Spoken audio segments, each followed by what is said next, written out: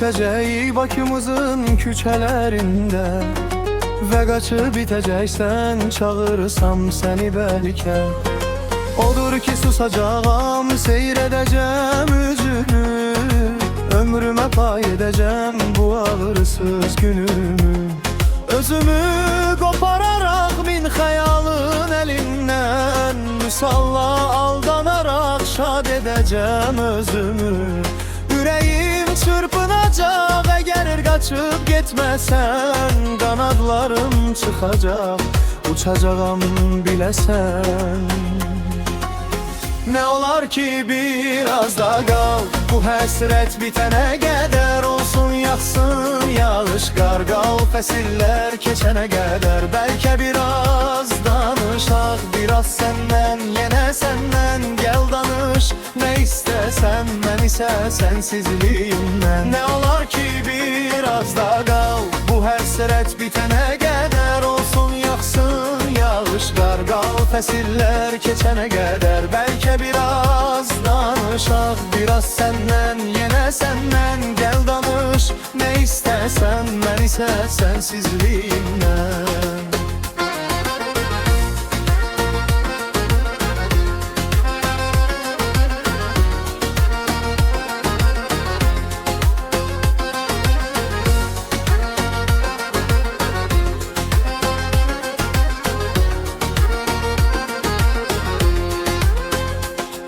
Özümü qopararaq min xəyalın əlindən, salla aldanaraq şad edəcəm özümü. Ürəyim çırpınacaq əgər Qaçıb getməsən, qanadlarım çıxacaq, uçacağam biləsən. gedəcəksənsə sən əgər, qəlbsiz olma gəl bu qədər. Barı bir anlıq barışaq, yenə bir ömür ayrılar.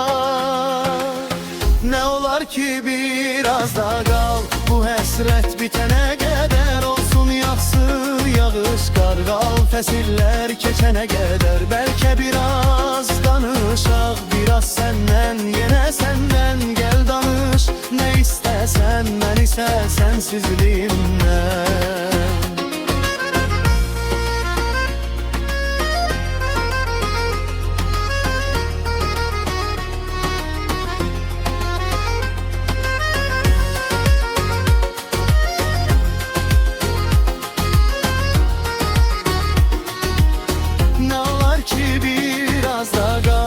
Həsrət bitənə qədər olsun, yaxsın yağış qar, qal fəsillər keçənə qədər. Bəlkə biraz danışaq, biraz səndən, yenə səndən, gəl danış nə istəsən, mən isə sənsizliyimdən.